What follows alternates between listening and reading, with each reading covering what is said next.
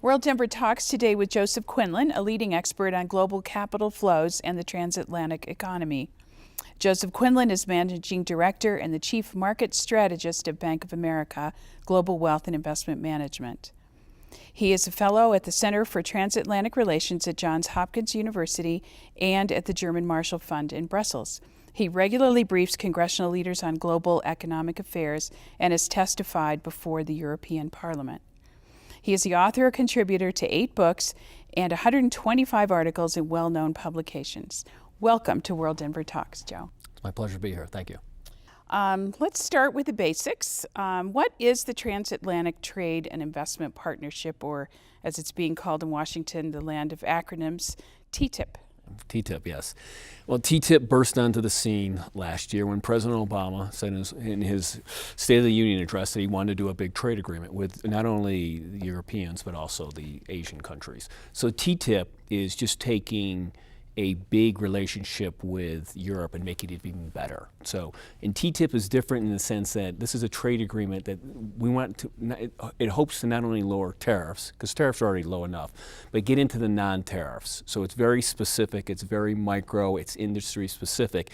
And if it works and it's successfully negotiated, it could crack open new markets, whether it's services, manufacturing, or the combination for both US and European companies. Here in Colorado, NAFTA was a really big deal when it happened, and I think a lot of people say it produced a lot of exports for our state and for our region, but other people argue that it cost our state some jobs. Would we likely see the same kind of large impact out here in the West as we saw with NAFTA? Perhaps in time, I would say, Karen, but NAFTA, you're pretty close to both, so Canada and Mexico. But there's a lot of investment here in Colorado from Europe, and perhaps there could be more if we get a deal done. And conversely, there could be more business for Denver-based or Colorado-based companies over in Europe. So I think at the end of the day that there'll be some job losses, there'll be some job gains. It depends on the sector. Energy in particular, to me, looks like a huge opportunity for the United States and Europe to work together. Information technology is another one. So I do think it's going to be sector specific in terms of who wins, who gains. But as I said, in a macro sense, this is positive for both parties. I've heard that this may be the first big trade agreement that the labor unions don't oppose. They've certainly opposed to NAFTA because they see it as an opportunity to have some of those European pro-labor kind of attitudes reflected in this agreement. Would you agree with that? And have you seen anything specific moving in that direction? I haven't heard anything specific. I've talked to a lot of the regulators, because this is a very unique trade agreement because the regulators are at the table as well. That's and lots of them. So when it comes to the environment, when it comes to labor practices, hopefully we can have a melding of the best business practices of the U.S. and Europe. But I don't think it'll be one or the other imposed on our economy. So we'll see how it plays out. I think the labor unions do like this agreement, maybe more in favor because you're talking developed to developed economy. So there's similarities already in place when it comes to labor rights and rules, environmental standards, and so forth. When it's developed to developing, that gets a little trickier because the developing countries are typically behind. Mm-hmm. So we'll see. Do you think business U.S. business would accept some of those European labor practices? I'm not quite so sure. It depends. Some of them, I like the German apprenticeship program, keeping workers on during downturns and helping funding from the private sector and the public sector. I think that's something more and more U.S. companies should be talking about. German companies have lifetime employment for their best workers. I think we should be thinking about some of these practices. So we can learn a lot from the Europeans and vice versa. The Europeans can learn a lot from us. But at the end of the day, the workers are consumers, the consumers are workers, and I think it has to reach down to that level to have that discussion. Do you think the negotiators of this agreement are concerned about what the parliamentary elections, the EU Parliament elections, are going to do to it? Is this going to really change the flavor or direction of the agreement? I would say the European negotiators it's twofold. I mean, they're worried about the European Parliament that's about to be elected, but they're also worried about the midterm elections here in the United States. They're worried about Congress not giving President Obama trade promotion authority, or President Obama not asking for it yet formally. So there is a political cloud hanging over the negotiations. I thank God the negotiators are very optimistic. They keep plowing ahead. But in Europe, I don't expect any anti-Euro, anti-U.S. faction to emerge in Brussels that becomes a sticking point. But however, having said that, any trade agreement that's negotiated has to be approved by the Parliament. Then it has to go to 28 different countries to be approved.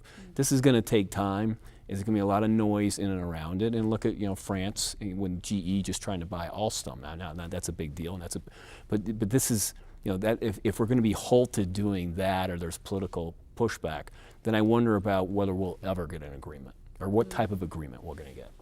So how long do you think this could take? Until the rest of the decade. In fact, I don't think we will have an agreement until post-2017, after the U.S. presidential elections. Maybe we can get something done after the midterm election, but right now I'm disappointed in the United States, where there isn't an honest discussion about trade in Washington, whether it's the White House, whether it's Capitol Hill, or even the media. In that sense, we're not educating people here in Colorado about the benefits of trade. Typically, it's bad, it's not good. Well, in general, it's good, not bad. The EU is doing a little bit more, perhaps, than in the World Affairs Councils than our government is to educate folks out here. Well, Karen, I've seen that, having been to Europe a couple times already this year. When you go to Europe, they know, they understand TTIP, they want to talk about it, they're excited about it. The media, politicians, academics, and so forth. Here in the United States, I mean, TTIP is not very well known outside of Washington.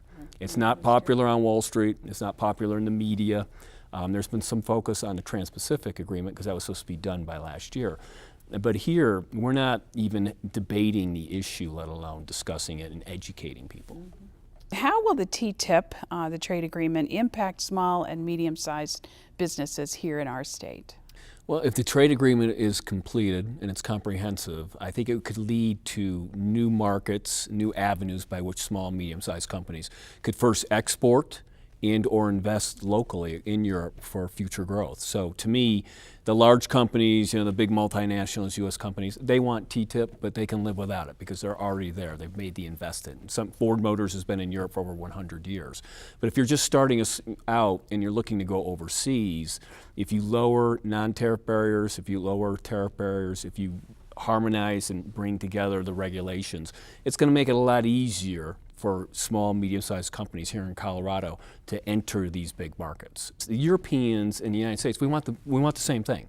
We want consumer safety, strong products that protect consumers. But there's a test in Europe that has to be approved by, then there's a test in the United States. If we could just bring the best practices of both, harmonize them, so if a car is built here in the United States, it doesn't have to be retested or retrofitted in Germany and vice versa. So when you're talking about non-tariff barriers and harmonizing regulations and standards, you're talking tremendous cost savings. And I get a cheaper car. You should get a cheaper, safer car, too. In some of these parts of the economies, the world economy that you said are, maybe suffering right now, would you say there's still opportunities in places like Asia, in Asia and China for Colorado businesses? Oh, sure. I mean, I do think, remember, here in the United States, we're less than 5% of the world population. We're going to be about 20% of world GDP. So if you're just based here in Colorado or the United States, you're missing a big part of the global pie. So there's a lot of consumption, a lot of demand out there, particularly in the developing economies. They're tough markets to get into. There's a lot of investment protectionism. The regulatory barriers are quite high. Local competition is tough. And sometimes the playing field is tilted away from companies, U.S. companies. But nevertheless, when you look at the consumption, the investment, the ongoing trends, whether it's internet usage, healthcare expenditures, these are huge market opportunities. So they're worth the effort, but it's just that effort. It takes a lot to crack these markets.